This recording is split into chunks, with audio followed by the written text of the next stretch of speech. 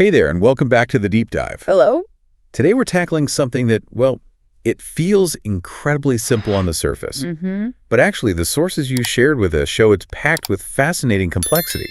We're talking about that everyday phrase, I'm sorry. It really does sound straightforward, doesn't it? Like, sorry just means one thing. Exactly. Yeah. But diving into this material, it becomes, well, pretty clear that I'm sorry gets used in a whole bunch of ways. Yeah, and there are interesting alternatives, too. And crucially, the meaning can just shift completely based on how you say it. Absolutely. So our goal in this deep dive is really to peel back those layers, move beyond just the basic apology. Right, to understand the full range of uses for this, well, really fundamental part of how we communicate. So you'll come away, hopefully, with a richer understanding of why we say it and what it actually means in different situations. Let's get into it. Okay, so let's start with what seems most obvious. The main, most common use of I'm sorry is, of course, to express regret. Yeah, or to apologize for something you've actually done. This is the one everyone gets. Like saying, I'm sorry I was late to the meeting, or I'm sorry I forgot your birthday. Right, it's that classic acceptance of fault, or maybe, I'm sorry I said that, it was rude. Exactly. And when you use it like that, the sources say you're communicating, what? Humility. Yeah. Taking responsibility. Yeah, humility, responsibility, and showing you actually care about the impact your actions had. It's a direct apology. And pronunciation-wise, in everyday chat, you pretty much always hear the contraction, I'm sorry. I'm sorry, usually with the stress falling on sorry, like I'm sorry I was late. Okay, simple enough.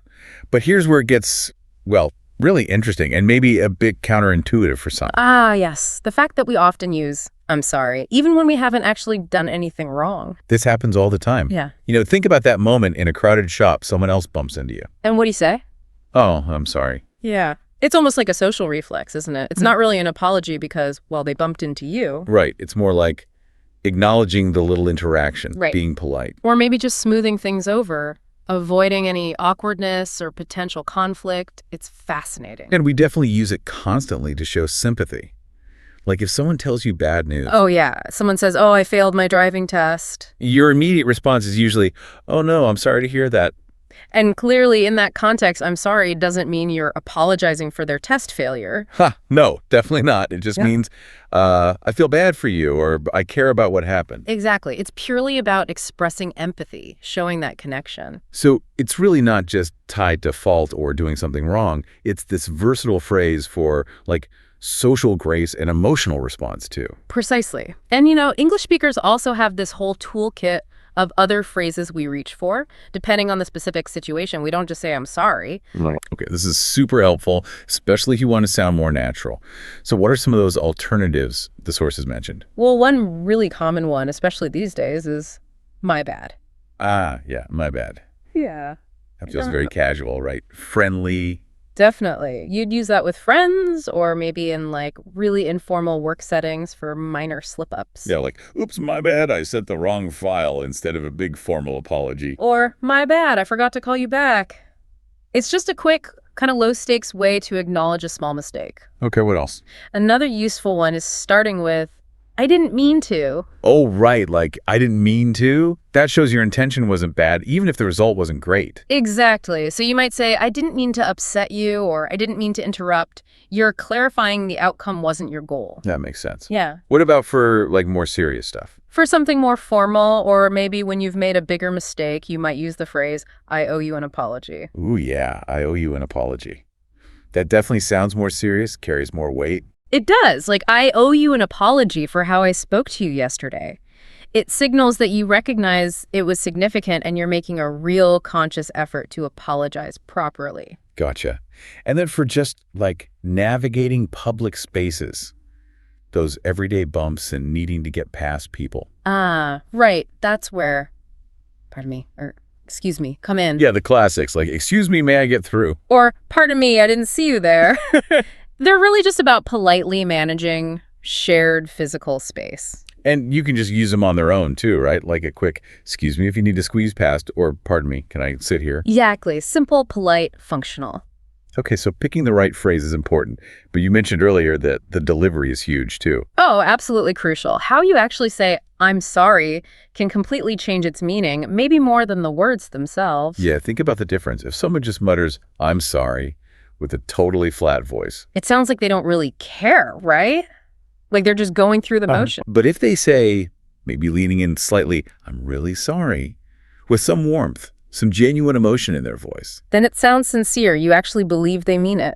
And then there's the worst one, the angry, defensive kind of. Yeah, I'm sorry. Okay. Yes, that communicates pretty much anything but actual regret. It sounds completely fake, usually just makes things worse, more defensive.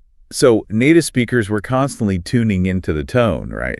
And watching body language too. Absolutely. Your voice, your facial expression, your posture, it all signals whether you're being sincere or not when you apologize. Which is why the sources suggest actually practicing saying things. Yeah, like saying, I'm really sorry, I didn't mean to hurt you, or I truly apologize, I was wrong.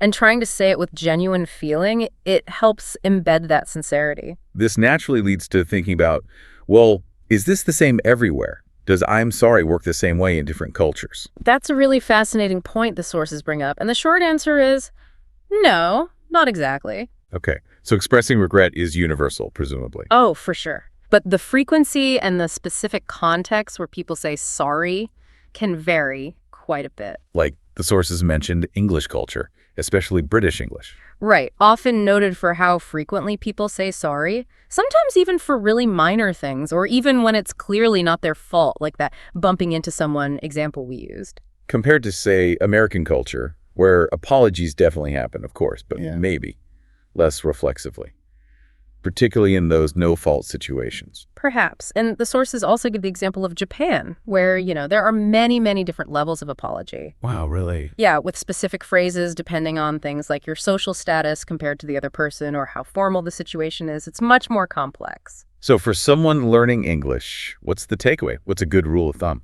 Well, the sources suggest a good guideline is definitely use sorry when you've clearly made a mistake and need to apologize. And also use it when you want to show that empathy, that sympathy for someone else's bad news or misfortune. But maybe be a little careful not to overuse it. Exactly. Especially in situations where it might imply fault you don't actually have, because sometimes maybe that can make you seem a little less confident or a bit unsure.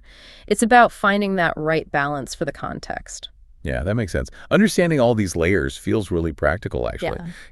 Whether it's being late or accidentally cutting someone off in conversation or just navigating a busy street knowing when I'm sorry fits versus excuse me or even my bad. It just makes your communication smoother, more effective, and definitely more natural sounding. So maybe let's quickly recap the key takeaways from this deep dive into I'm sorry. Good idea. So first, at its core, I'm sorry means I apologize or I feel bad. Pretty simple start. Right. But it's used for both expressing genuine regret and for showing sympathy or just navigating social stuff politely. And don't forget the alternatives, like my bad for casual stuff, excuse me, or pardon me, for public space things, and I didn't mean to show lack of intent. And crucially, how you say it matters. Like, a lot. Your tone, your body language, your voice, that's what really sells the sincerity. A flat sorry is no good. Definitely not.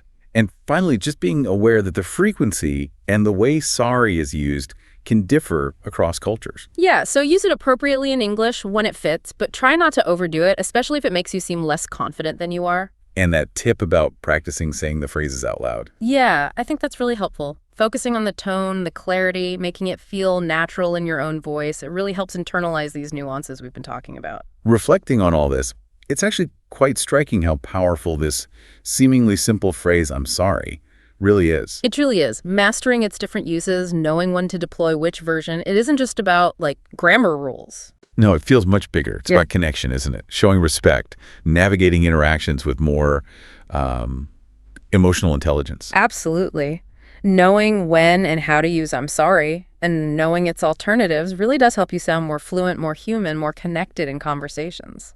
So here's maybe a final thought for you, the listener, to chew on after this deep dive. Okay. How often do you consciously think about the specific words you choose in just everyday interactions? Especially something as common as saying, I'm sorry. And, how might bringing just a little more awareness to those choices actually impact the way you connect with other people? Something to consider.